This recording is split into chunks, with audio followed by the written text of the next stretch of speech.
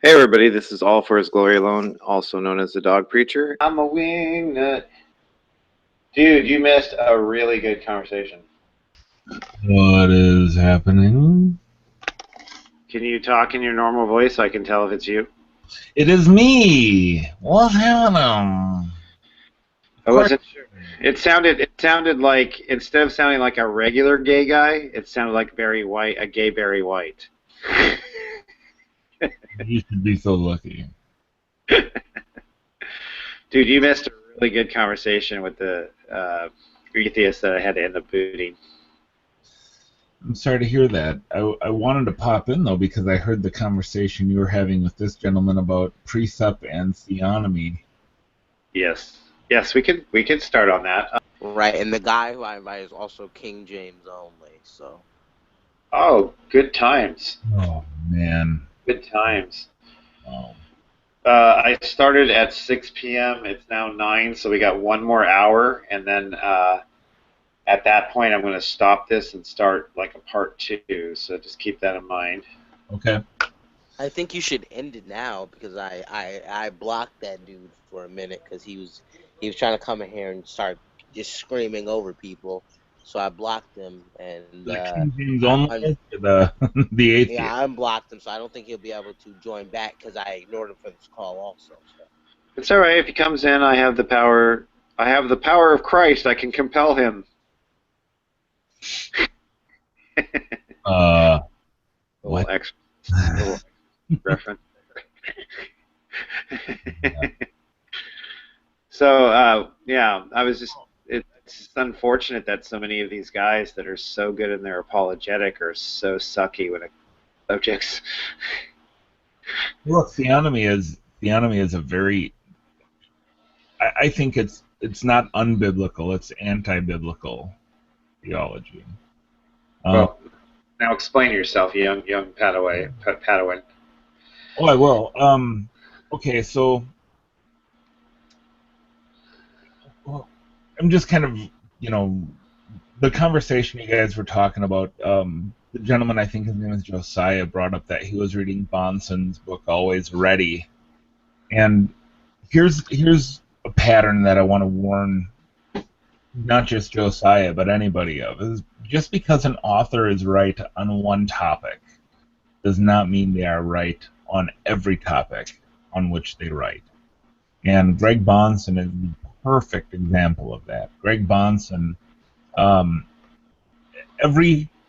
not every, but I know several theonomists, and most of them came to theonomy because of presuppositionalism.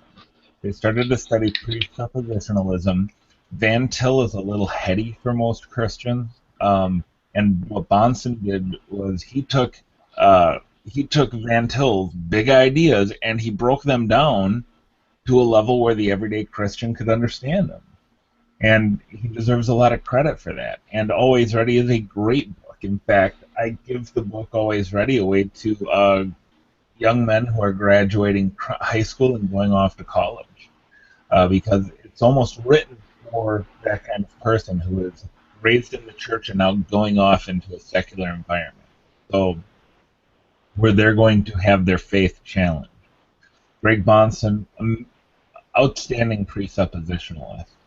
But the things that he wrote in Theonomy and Christian Ethics are, I would say, the opposite of the teaching of Christ and the apostles. So that's why I would say that it is not just unbiblical, it's anti-biblical.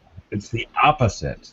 Well, anti-biblical gives kind of a connotation that it's against the Bible. Oh, I absolutely think it is. I believe that it's the Galatian heresy.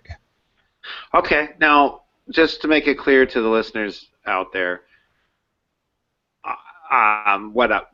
where I'm uncomfortable with using the term anti-biblical is it gives a connotation that they're purposely trying to counter what the Bible is saying to try to either defeat it or try to say that it's wrong. I think unbiblical is more precise because it means that it's not what the Bible teaches, but it's not necessarily trying to destroy the Bible. If you're like anti-gay or anti-this, that means you're against that. I don't think he's against the Bible. I think he just has an unbiblical view. I see what you're saying, and I may be over speaking when I say that. I just feel so strongly about this issue.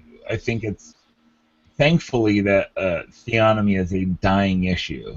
It's literally the president of the American Vision, which is the scholarly arm of theonomy and Reconstructionism.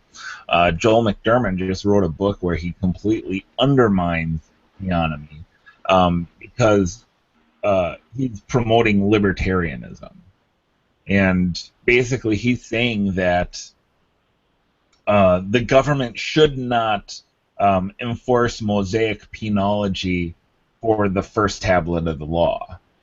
Now, if you read Theonomy and Christian Ethics, or if you read Christian Reconstruction, or what is Rushdoony's big book? I think the Institutes of Biblical Law, the theonomy, the theology of theonomy and Reconstructionism literally hinges upon Mosaic penology. If you remove Mosaic penology, you no longer have theonomy. So, in other words, the penalty for breaking those Mosaic laws, it's particularly the first table of what they would call the moral law, where the Westminster and the London Baptist Confession of Faith break the law into three categories, which I think is part of the problem, and it's where I think covenantalism can logically lead to theonomy. To be a consistent covenantal, to hold consistently to covenantal theology, you really should be a theonomist, but most aren't. So. Cool. So the guy that you're talking about that's undermining theonomy at the same time is trying to be a theonomist. Right. Yeah, his name is Joel McDermott. He actually debated last February against J.D. Hall on the thesis of the debate was whether the civil law of Israel is applicable to society today. And he couldn't defend that position. Now, if you say that Mosaic penology is not applicable, then he couldn't meaningfully defend that aspect of the law, or of theonomy. So, yeah, that's how badly he lost that debate, is that it's caused him to change his position, and thankfully so. I encourage everybody to go and watch on YouTube, the debate between Joel McDermott and J.D. Hall. I don't know if outside of James White, I don't know if I've ever seen somebody clean their opponent's clock so thoroughly as J.D. Hall did. Cool. And what's the name of that debate? The theonomy debate. The theonomy debate. Okay. And J.D. Hall and who else? Joel McDermott. Joel McDermott, the theonomist. Right, and J.D. Hall is a Reformed Baptist, a covenantal guy, which is good because they're basically speaking the same language. And there's hardly a dime's worth of difference between the Westminster Confession and the London Baptist Confession of Faith, except for when you get into, when you talk about the general equity of the law, both of them basically say the same thing. It's just basically, are we dunking believers or sprinkling babies? That's really where the differences lie. I know. If I'm dunking anything, it's donuts. It's donuts. Man, I'll sprinkle them too. Sprinkle and dunk. Yeah, the good thing about donuts is they don't. Donuts. That should be our new theme. Donuts are not like Catholics and Protestants. They'll dunk and sprinkle. That's right. Do you think you want to restart the hangout? I'm sorry? You think you want to restart the hangout so my friend can join? Because I did block him, so it won't let him join. But then I unblocked him, so it's still not letting him join. So it's fine. So you want to join right now? Is what you're saying? Yeah. King James only. King James only, and he's super anti-Calvinist. So. Why are we having this person in a hangout again? Do we just want to be angry? That's right. Well, he said he wants to talk to people with heresies. So. Well, then he's coming to the wrong hangout. He wants to talk to people that have heresy. Then he should go hang out with himself. Right? Yeah. Go debate your mirror. Right now, I'm enjoying what we're doing, I'm going to be, it's a long night, so within 1 hour, I have to switch over to another hangout. So if he wants to wait an hour, he can wait. But I've talked to numerous anti-Calvinists, and I don't have to. I don't. There's nothing exciting or need to at this moment where I have to talk to another one, unless he's on his deathbed and he's afraid he's going to go to hell. Then I'll talk to him. Yeah, and King James only anti-Calvinists tend to be the most cultic. Yeah. There's no reasoning with him. I guarantee he will be the kind that just overtalks and tries to dominate the conversation, and you're going to end up booting him. Yeah, he won't last 15 minutes in a hangout with us. Well, if I'm around, if I decide to continue doing this when it hits 10 o'clock in another hangout, I'll talk to him for 5 minutes, and I bet you anything, Len will be right. I'll end up booting him. But here's the bottom line here, okay? Here's the bottom line. King James only has got to be one of the most retarded philosophies there are. I mean, to think that an English language somehow is the only true Bible when the people who wrote the Bible didn't speak English, didn't write it in English, and to think that everyone in the world who doesn't speak or read English somehow doesn't have the Word of God, and it's incapable of understanding who God is and the Trinity and everything by reading their Bibles in their language, it's just really stupid. And then on top of that, to be dealt with all the mistakes and inconsistencies and stuff in the King James and the archaic language and everything that causes problems, and then just dismiss that and say, well, it's a perfect translation when the evidence shows otherwise. The King James to me is just as much of the Bible as any of the other translations. I can use it and it isn't going to lead me into error. Why? Because I know where the screw-ups are in it. Right. And, well, not only that, I mean, look, I kind of like the King James Bible, but to absolutely cripple your apologetic by hamstringing yourself to one translation of Scripture when you have, I mean, we're talking about manuscripts that are less than 700 years old here. We have manuscripts now. We're discovering manuscripts that are going back to within 100 years of the life of Christ, and within 50 years of the original writing. And you wanna handcuff yourself to manuscripts that it's nonsense. Here's the other part of the argument. The manuscripts that we found, they don't contradict the manuscripts we had. They just sharpen them, that's all. They don't contradict them. And they ignore the fact that that Erasmus didn't. Now I have to check this out and verify this 100%. But Erasmus wasn't able to get the manuscript for Revelation, so he used a commentary. He used a commentary, and he reverse engineered a Latin commentary translated from Latin back to Greek and then into English. Yeah.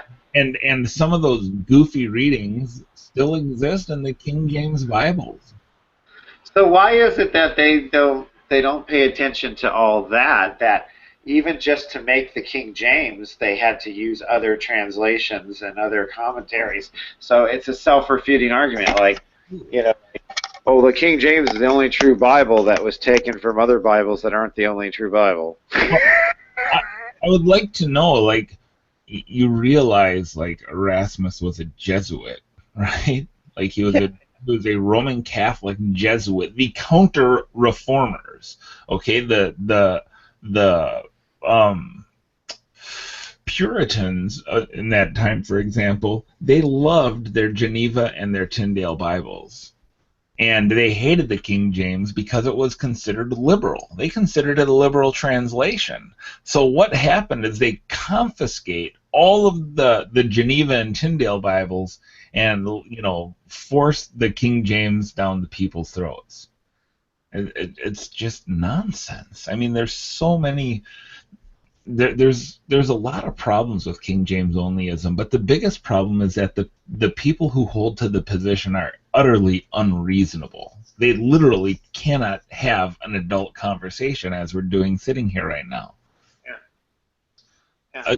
Go watch James White debate Tex Mars.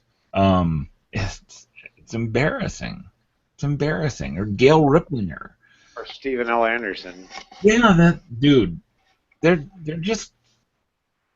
What a retard that guy is. I mean, don't witness to homosexuals because they're unsavable. God won't save them. Don't talk to Jews because they're of Satan or whatever the deal is. The Holocaust didn't happen. I mean, if you sit down to pee, you're sinning. Right. Pisses. What an idiot! A man pisses on a wall. What a freaking idiot! He doesn't know how to do like right now. I can't think of the exact example that's somewhere in the back of my brain, but I remember I saw some video where he read a passage, and he took like this hyper literal meaning to the phrase, and then went off on like this little tangent about it. I'm like, dude, if you realize what you just read doesn't mean what you just said, you wouldn't have wasted all that time taking the position you're taking. It's like no one has ever taught him critical reading skills. Mm-hmm. Like he doesn't understand the differences between metaphor, poetry, and all different things. It's like he'll read certain things a certain way and just be like, and then do a whole sermon on it, and it's like, it's not even the point of the verse. It's not even the point of the context. The point was something else, but now you're going to make a whole sermon on this one particular word. Yeah, it's if we could just allow the Bible to say what the Bible says and stop imposing our ideas upon it. I mean, the error isn't a whole lot different than theonomy, to be perfectly honest. I mean, they're all philosophies of men, essentially. The people who collated and put together the King James Bible would have never been King James onlyist, by the way. Never. They never intended that to be like the Textus Receptus. This is like that's one of those things like whosoever. The word whosoever in the Arminian mind, it does not mean what the writer of John, John, said when he put that word in there. Well, actually, he never put it in there. There's no Greek equivalent for it. You know what I'm saying is that word does not mean we're imposing our modern presuppositions onto the text, and just very very much the same as I believe the King James translators, they would have never expected that people would have taken those two words Textus Receptus and taken them to mean, well, clearly that is the authoritative text above all other texts, and everything else must, be translated in light of the TR. They never, ever, ever meant that. But well, King James only theology could take itself and become a rectum receptus. They need to take that philosophy and stick it up their ass because it's just stupid. It is. It's just so stupid. I tell them, I said, not only is it racist, but it's just stupid. I mean, nowhere in the Bible does it say, "I will preserve my word in a European language," and only in that European language. Right. A language that you will never be able to understand for the next 1,400 years. It's just so dumb that you have to laugh. But then at the same time, they're spiritually blind, so you have to feel a little bit of sympathy for them. You're just kind of, I feel sorry for you, but because I have to remind myself when I'm like, you're an idiot, you're dumb. I have to remind myself, wait a second, it's like telling Stevie Wonder he's stupid for not being able to see the sun. I mean, what do you mean? Drive a car. Yeah. Like, what do you mean you can't drive a car, Stevie? I have to remind myself to be a little bit nicer, but it's just exactly. Titus 3, talks about we too were once blind, being deceived, and then when the God, it's so easy to call them retards because they act like it. Look, maybe I should say retard. What they Retard just means that it's not advanced. all right? You're slowed. So it doesn't mean like you're a mongoloid or you have Down syndrome, or it means that your thinking is just not advanced. It's, I probably shouldn't say they're retarded because of what they believe. I think I should say they were retarded because of the way they reason and the way they argue. Because sometimes the way they argue is just like we just had this atheist in here that basically admitted that you can't. When he agreed and said you can, I said, good, you agreed with me and we're done. Let's talk about the next subject. I said, you can't account for reason, purpose, or significance. I think it was reason, purpose, and significance. It was purpose, meaning, and significance in a material universe. You can't get those things from a rock. And then finally, when I kept saying it several times, he finally said, no, you can't. And I go, good, now we agree, let's move on. But he didn't want to move on. He wanted to talk about the social contract and why people assign purpose and meaning to things. Wait a second here. it's a contract.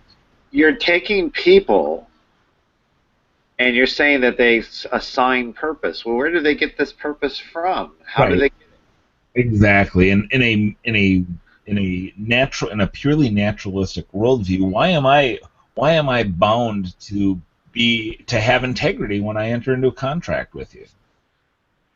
Right. But what ended up happening, though, instead of going that angle, I just went this angle, and it really demolished him. And I think that's why he got real snarky and kind of uncontrollable, and I had to end up booting him. He isn't showing why it is that they do, how it is that they get to the why of why they do what they do. I mean, I'm trying to say, okay, I said over and over again to him, oh yeah, okay, cool. So now this shows that you still haven't refuted what I said, and you still haven't shown how you get significance, purpose, and meaning from a rock. He never once gave any answer for how you account for anything that exists in the material universe that's immaterial. Yeah, immaterial things, ideas, thoughts, whatever. He didn't account for any of those things. I've been interacting with atheists on the internet now for the better part of 4 years, and dude, there's just a radical growth in just fundamentalist atheism. Just almost like the King James only version of atheism. Like, there's just no reasoning with them. They lack introspection to such a degree that you're literally just wasting your time trying to reason. No, we're not wasting. I've gotten some good material. If you watch the video that I put up recently with the guy named Martin, his name was something. It's something else, but his name is Martin. But the video was basically called Atheist Agnostic and the Dog Preacher. And it was a really good video, and it was actually a really good conversation. Now he came back the next day with a little bit of more of an attitude to him, and it didn't end well, and I had to boot him. But the first day he was fine. And so the reason why I talk to these guys is, as I told him in the hangout, I says, now I can't do anything I can't do anything to make you believe. I can't. Period. Like, it's impossible for you to believe unless God has elected you and will open your heart to this. But so the reason why we do this, Len, is so that the listening audience can see how stupid their arguments are. It's not really for the atheists. Yeah, I've been going back and forth on Twitter. Well, I wouldn't even say it's back and forth. Joe Rogan, you know who Joe Rogan is, right? Oh yeah. What a retarded douchebag. He's so easy to defeat.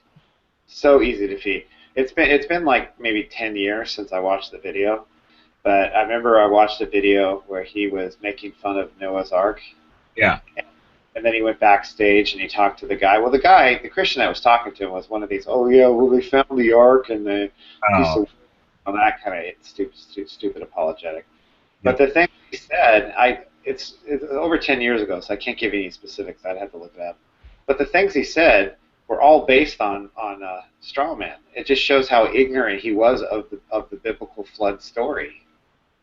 He basically was just mocking something that he learned when he was a kid, or he's seen it on animated things, VeggieTales, whatever. or he's heard Christians around him tell him. He's not talking about anything he's actually read in the Bible and No, understands. no, dude. He's a douche. He's never spent more than 10 seconds of his life reading anything in Scripture, and he was railing on Christianity, of course. That's you know, Yeah. Here's the guy who's into a mind-altering drug called DMT. yeah. Video about that. That's really a guy I want to reference for sound thinking. A guy who has to use a mind-altering drug. Right. That's a guy I really want to go to for wisdom and knowledge. It's again. That's a. Let me back up from that. A crack whore can tell you where the KFC is. So. Crack whore just makes me giggle. Yeah. So a guy that uses DMT can still have opinions that are correct, but he's not really. I don't think he's the highest fruit on the tree. Well, he said something, and I could play this clip for you, actually. I have a mixing board, so I could share this and play it, and it would have really good audio.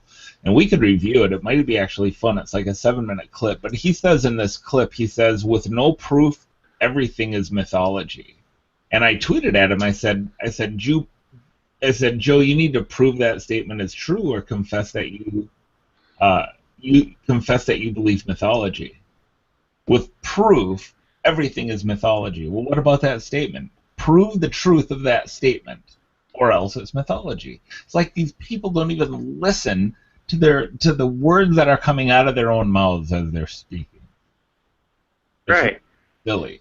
It's just like, okay, and here's the thing: get a new playbook, people, because your book is getting old. If you play the same plays on a football field, yeah, you're gonna lose the game. Right. You have to change it up, right? And you're playing the same. This word proof, we all are aware that you guys equivocate on it, that you make your own definitions of it, or you limit it to the 5 senses, material proofs. Yeah. We all were aware of that. Well, guess what, retards? Not everything that's proven is proven materialistically. You don't prove the metaphysical with material proofs. Right. So the problem is you give me a set of required things to prove things that don't belong in that category. Yeah. But this isn't just with the Bible. This is with other things too. Okay? You can't use your 5 senses to prove everything. Right. Your 5 senses don't help you with history. Yeah. Okay? Or phenomenon, something that happened in the past, a phenomenon that happened in the past. I'd like to see how you can hear, smell, touch, taste that. Go ahead. Hear, smell, see, touch, taste. I want to see how I can use your 5 senses to tell me about a phenomenon that happened 1,000 years ago. Go ahead, do it. Yeah. You're freaking idiots. And yet, they count on what most Christians are today, and even what I've desired to be at times, because it just gets tiring, is lazy. Yeah. Most Christians today are lazy. Well, yeah, biblical illiteracy is the problem. People have no clue within the church why they believe what they believe. Like, dude, just walk into your average mega church and ask people, do you believe in the Trinity? Oh, yeah, I am a Trinitarian. Why? Yeah. Teach me about the Trinity. They could never do it. Now, not all people are capable of teaching, but look, you should be able to give some kind of a truncated explanation as to why you believe in the Trinity or the hypostatic union or the communicado idiomatum, or you name it. Just you should be able to, like. If you could tell me why you like steak, you should be able to tell me why you believe in the Trinity. Right. I mean, really. I mean, how can you believe in something and devote your life to it when you don't even know what it is? That is the case. That is, but I think what it comes down to too is not just biblical knowledge, but just knowledge in period. They don't know how to, because I don't know about out where you live, because you live in a different state than me. Mm-hmm. But I don't remember when I graduated high school in 1991. I don't remember ever being taught logic ever in school from the time I was in kindergarten back in let's see, 1978. When I went to kindergarten in 1978, from 1978 to 1991, I don't ever remember being taught logic. Well, tell me why. Tell me why a student's first exposure to philosophy on any level is their freshman year in college. Yeah. It's. Could someone We're please telling explain people that to what to think. Well, when we're doing philosophy every day of our lives, I'm at the gun range with my kids today, and we're talking philosophy. I mean, we're not calling it that, but we're having a philosophical discussion. But the first time the kids are going to learn hard philosophy, if I don't teach them, which I am, is their freshman year in college. That's stupid. See, what Len does with his kids, Matthew 4:19, when he plays with them, he says, "Now we're going to talk about Aristotle, but first pick up your Plato."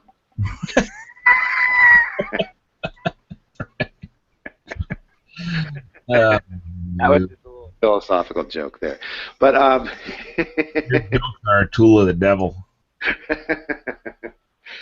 But we tell people what to think, but not how to think. Exactly. That's the number one thing. So from 1978, I believe it was around 1978, because I think I went to kindergarten when I was 5. So it was either 77 or 78, depending on when the school month started. But right from that time to 1991, I was never taught logic. Never took a course in logic. Was never taught about non sequiturs or red herrings or straw men or any of that. I had to learn all that stuff on my own afterward. Just the basic laws of logic, the law of identity, the law of excluded middle, the law of contradiction. You're not even taught those simple things. Now, if we weren't being taught that in the late 70s, early 80s, we sure as hell ain't going to be taught it in 2016. So I mean, it's just amazing. Go ahead. 100 years ago, people were taught everything through a biblical lens. Science, mathematics, reading, everything was taught through a biblical lens. So I don't know that we can say, like, well, they were taught philosophy then, and then at some point it was cut off. No, everything was taught from a biblical worldview, which assumes things will be logical and consistent and everything else. So, someone that thinks that in the present-day society we have now, or that we've had since I've been alive, we'll just say that. Because I can only speak about the time I've been alive, really. So, you're alive and you're not a brain in a vat? No. Yeah, but you know what the brain in the vat thing proves? Is that there's an actual objective room and an actual objective vat with an actual objective brain in it. So it's a self-defeating philosophy. Amen. So if I'm a brain in a vat, I still exist because you're saying you are a brain. And so a brain is some sort of existence. So that's what's retarded about that argument. But what was I going to say now about since I've been alive in education? I don't know what I was. We were talking about philosophy and. I don't know. The basic thing is we don't teach people how to think, and so when people grow up, they buy into these cultural sayings and arguments and this stuff like that, and they don't realize that some of them are just really retarded. Yeah. This whole age of a tolerance thing, and yet people don't even realize that if you're a tolerant person, that means you don't agree with things, but you put up with them. Yeah. But yet it's promoted as if you agree. So like, I support homosexuality. I'm very tolerant. Well, wait a second. No, you're not. Yeah. Support it, right? So you're not tolerating it then.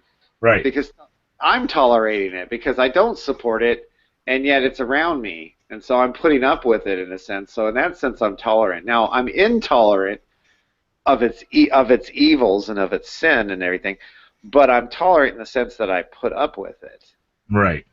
So these people are not. They just don't understand. And then you get these super retards that are religious people who claim to be Christian that came out to Santa Monica when we were preaching, and they'd say, "I think it's wrong for you to come out here and tell people they're wrong." Right. What?